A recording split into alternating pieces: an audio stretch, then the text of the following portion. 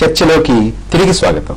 రవి గారు, కొత్త పంధం అంటున్నారు, పల్లెల్లో నిద్ర చేస్తూ ఉంటున్నారు, 24 గంటలు అందరికీ కూడా అందుబాటులో ఉంటామని అంటున్నారు, మిలిటెంట్ పోరాటాలు అని అంటున్నారు, రాక్షసుల్లా పనిచేయాలంటున్నారు. అదే నిన్న అన్నాను, నేను ఎక్కడో రాక్షసుల్లో అక్కర్లేదు, మనం మనుషుల్లో పనిచేస్తే చాలు ప్రజల్లోకి మళ్ళీ వెళ్ళాను అంటే ఆయన ఉద్దేశం ఏంటంటే గట్టిగా పనిచేయాలని అర్థంలో ఆ మాట అని ఉంటారు. అవన్నీ మంచి విషయాలే, వెనక్కు తిరిగి చూసుకోవడం, లోపాలు గుర్తించడం, ఏదో చేయాలని అట్లా కనీసం ఇది ఒక కొత్త పంధం అనుకో, కనీసం అంతా ఇప్పుడు కొత్త లేదండి. ఇప్పుడు ఎన్నికల్లో ఎదురు దెబ్బ తిన్న తర్వాత ప్రతి ఒక్కరు వెనక్కి తిరిగి చూసుకో అనివార్యత, పరిస్థితుల యొక్క అనివార్యత ఆ విధంగా అనిపిస్తుంది. దాన్ని ఎవరెవరు ఎంతెంత గుర్తించారనేది ఆచరణలో తేలాల్సి ఉంటుంది. మొదటి రోజు చెప్పగా నేను మారిపోయానని రామారావు గారి దగ్గర చంద్రబాబు గారు, రాజశేఖర రెడ్డి గారు కూడా మన శాసనసభకు ముందు నేను మారిపోయాను సభలో రెండో రోజు వచ్చి మళ్ళీ బస్తీనే సవాలన్నారు. అందుకని మాటలు అనేవి ఆచరణలో మనం చూడాల్సి అదే నిజానికి అదేం లేదు. అక్కడ జ్వాలలు రగలటమే చూసాం మనం. సమస్య ఏంటంటే హరీష్ రావు గారు లాంటి సమయం ఆచితూచి ఏం చెప్పినా ఒక అస్పష్టత స్పష్టంగా ఉంది. అక్కడ అస్పష్టత స్పష్టంగా ఉంది. నాయకత్వం ఇదమిద్దంగా ఇది మా విధానం, మేము ఈ దిశలో ముందుకు పోతామని చెప్పగలిగిన పరిస్థితి లేదు. ఈ తలెత్తినటువంటి అసమ్మతిని ఒక విధంగా దాన్ని ఎలా అదుపులోకి తీసుకొని వచ్చి మళ్ళీ వాళ్ళని ఒక తాటి మీద పెట్టగలిగినటువంటి పరిస్థితి ఇంకా రాలేదు. ఈ రావడానికి కేసీఆర్ గారు నాయకులతో కూర్చోవడం, తన తప్పుని పైకి మాటలు కాకుండా నిష్కర్షగా అంగీకరించి కొన్ని చర్యలు తీసుకోవటం అవసరం.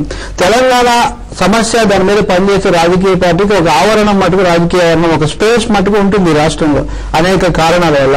అదే సమయంలో ఆ పేరుతో వచ్చే నాయకులు, పార్టీలు కాలగర్భంలో కలిసిపోయిన అనుభవం కూడా ఉంది. ఇవన్నీ కూడా దృష్టిలో పెట్టుకున్నప్పుడు నిబద్ధత, కొన్ని విధానాలకు కట్టుబడటం, ప్రజల ముందు విశ్వసనీయత నిలబెట్టుకోవటం, కేసీఆర్ గారు ఎవరు ఎంత గొప్ప నాయకుడైనా ఒకరి చుట్టూ తిరగటం కాకుండా ఒక సమిష్టి పద్ధతి, అందరూ కూడా ఒక భాగస్వామ్యం చెప్పడానికి ఒక మాట కల్పించడం, ఇది చాలా కీలకమవుతుంది. అలాగే కాంగ్రెస్ లో ఏమీ అనకుండా కాంగ్రెస్ నిర్దోషి లేదా కాంగ్రెస్ ను వారు అంటున్నారు, మా కాంగ్రెస్ ను మేము చెప్పించాము. కాంగ్రెస్ చాలా చెప్పింది. ఈ దేశంలో చెప్పినటువంటి పార్టీ కాంగ్రెస్ ఒకటే, మిగిలిన అన్ని పార్టీలు తెలంగాణ మీద తమ తమ వైఖరి చెప్పాయి. అదే ఎవరైతే కాంగ్రెస్ లో ఏమీ అనకుండా మిగతా విషయాలు మాత్రం మాట్లాడుతున్నారో వాళ్ళని కొంచెం సందేహంగా చూడాల్సి వస్తుంది. టీఆర్ఎస్ కు సంబంధించినంత వరకు లేదు, కాంగ్రెస్ మంచిదంటే అప్పుడు కూడా ఇబ్బంది లేదు. నేను అనేది ఏమంటే తెలంగాణ అనే పేరుతో రాష్ట్రంలో చాలా చాలా పరిణామాలు జరిగాయి, చాలా చాలా విన్యాసాలు జరిగాయి, చాలా రక్తం పారింది, చాలా నష్టం కూడా జరిగింది. అందుకని ఇక మీద ఎవరు తెలంగాణ అనే దాన్ని కేవలం ఉద్యోగంగా ఉపయోగించుకోవడానికి అవకాశం ఉండకూడదు. చెప్పేదో ప్రజల ముందు నిబద్ధంగా చెప్పాలి, ప్రజలు కేంద్రంగా పెట్టుకొని ప్రజలకు మేలు జరిగే విధంగా చేయాలి. హరీష్ గారు, ఇది కొత్త పంధ, మళ్ళీ ప్రజల్లోకి వెళ్ళడం, వారి విశ్వాసాన్ని చూడకుండా ఈ వ్యూహం ఫలిస్తుంది అని అనుకుంటే గతంలో మీరు అంటుండేవాళ్ళు నెల్లాళ్ళలో తీసుకొస్తాం, 15 రోజుల్లో తీసుకొస్తాం, ఈసారి ఢిల్లీ వెళ్ళి రావని. ఈసారి ఈ కొత్త పంధా ద్వారా మీరు ఎన్నాళ్ళలో తెలంగాణ తీసుకొచ్చేటువంటి ఉద్దేశం? సో నెల్లాళ్ళు 15 రోజులు అనేది అప్పుడు ఆ సందర్భంలో కాంగ్రెస్ మీద ఒత్తిడి పెంచి కాంగ్రెస్ తో ఏదో ఒకటి చెప్పించాలి. ఇప్పుడు కాంగ్రెస్ మౌనం వహిస్తుంది. మాకు కాంగ్రెస్ ప్రోగ్రామ్ లో పెట్టి 8 వారాల్లోగా ప్రణబ్ ముఖర్జీ గారి కమిటీ రిపోర్ట్ ఇస్తుందన్నారు. 8 వారాలు పోయింది, సంవత్సరం పోయింది, 2 సంవత్సరాలు పోయింది, రిపోర్ట్ ఇవ్వరు, ఎంతకు తేల్చరు. మరి మేము వాళ్ళను అలాగే కూర్చుంటే సంవత్సరాలు గడిచిపోతే 5 ఏళ్లు పోతుంది, ఆ లోపు రాదు.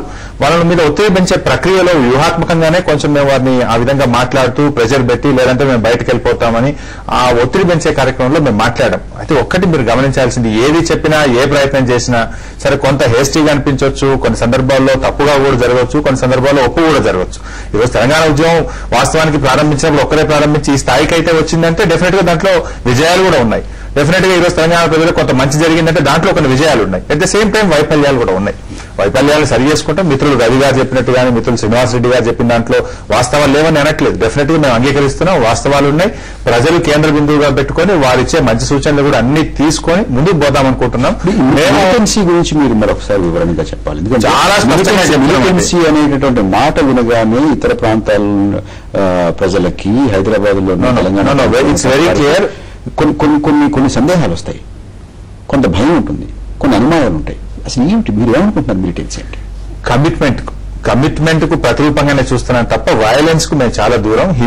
మేము పూర్తి అహింసాయుత మార్గంలోనే వెళ్తాం. హింసకు ఏమాత్రం కూడా తెలంగాణ ఉద్యమంలో తావులేదు. హింస వల్ల షార్ట్ టర్మ్ గా ఉద్యమం ఒక్కసారి లేస్తుంది, అంతే స్పీడ్ గా పడిపోతుంది. హింస ద్వారా మేము సాధించలేము అనేటువంటి విషయంలో కేసీఆర్ గారు కానీ మా పార్టీలో స్పష్టత ఉంది. అయితే ఇతర విధానాల మీద కూడా స్పష్టత రావాల్సిన అవసరం ఉంది, ఇంకా అస్పష్టత ఉందని మిత్రులు రవి గారు చెప్పారు.